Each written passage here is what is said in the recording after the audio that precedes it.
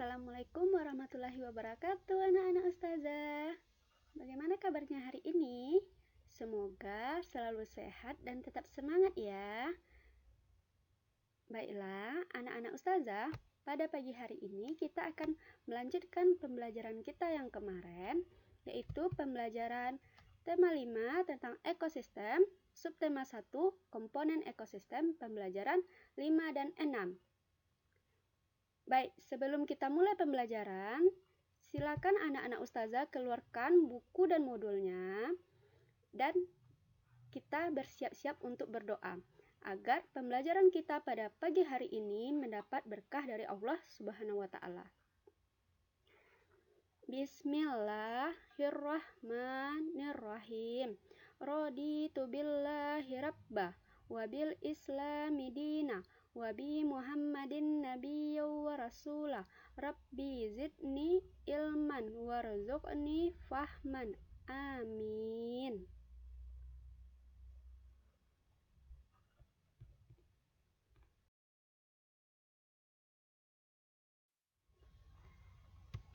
Baik, anak-anak ustazah, kita mulai pembelajaran kita ya. Di sini coba perhatikan gambar hewan berikut. Ada 3 jenis hewan yang berbeda, di mana ketiga hewan tersebut merupakan hewan muda yang baru saja dilahirkan dan menetas.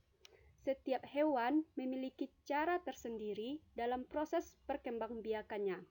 Hewan-hewan tersebut mengalami proses pertumbuhan dan perkembangan yang berbeda satu sama lain. Proses inilah yang dinamakan dengan proses daur hidup atau siklus hidup. Daur hidup hewan. Hewan sebagai salah satu komponen ekosistem memerlukan lingkungan yang baik untuk berkembang biak.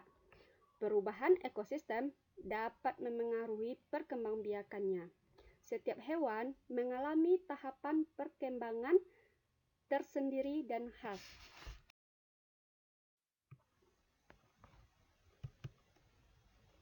Tahapan pertumbuhan dan perkembangan suatu hewan inilah yang disebut sebagai daur hidup. Di dalam daur hidupnya, ada hewan yang mengalami perubahan bentuk dan ada yang tidak mengalami perubahan bentuk. Hewan yang mengalami perubahan bentuk pada tahap tumbuh kembangnya disebut mengalami metamorfosis. Seperti di sini terlihat salah satu contohnya yaitu kupu-kupu, di mana kupu-kupu ini merupakan salah satu hewan yang pada tahap tumbuh kembangnya mengalami metamorfosis. Berdasarkan perubahan bentuknya, metamorfosis dibedakan menjadi metamorfosis sempurna dan metamorfosis tidak sempurna. Metamorfosis sempurna terjadi ketika hewan mengalami perubahan bentuk yang sangat berbeda pada setiap tahap perkembangannya. Contohnya, kupu-kupu dan katak. Sedangkan metamorfosis tidak sempurna terjadi pada hewan yang mengalami perubahan bentuk yang tidak terlalu berbeda pada setiap perkembangannya. Contoh, kecoa dan belalang.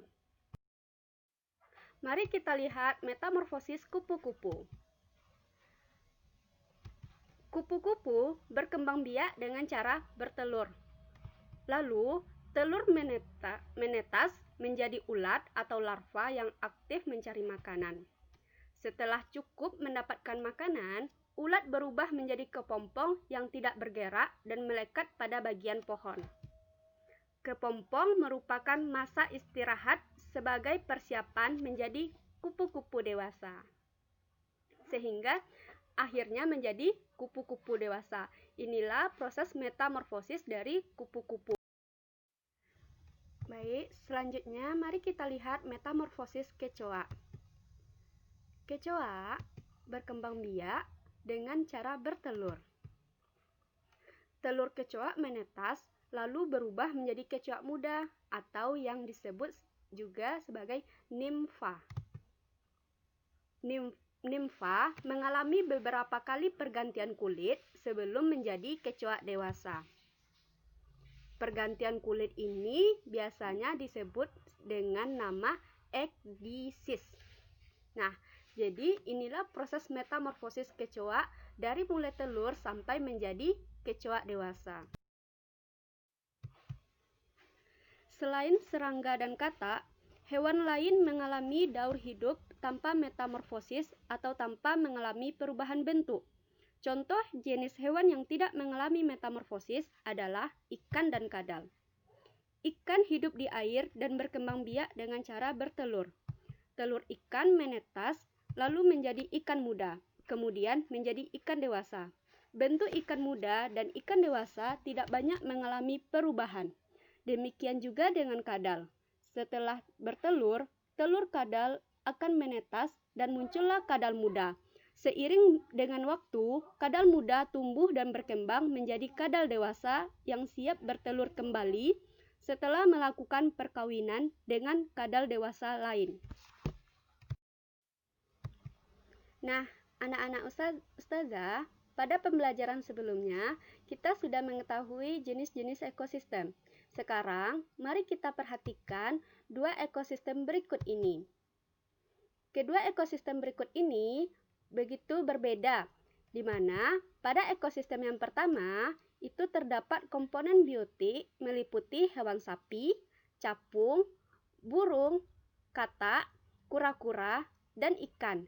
Sedangkan komponen abiotiknya meliputi air, tanah, kondisi iklim lembab, dan cahaya matahari. Sedangkan pada ekosistem yang kedua, komponen biotik meliputi unta, burung, kelinci, dan katak. Sedangkan komponen abiotiknya meliputi tanah dan kondisi iklim yang gersang. Lalu, menurut anak-anak ustazah, apakah ekosistem bisa berubah dari masa ke masa? Nah, untuk mengetahui jawabannya, mari kita lanjutkan pembelajaran kita. Perubahan ekosistem. Ekosistem mengalami perubahan sepanjang waktu.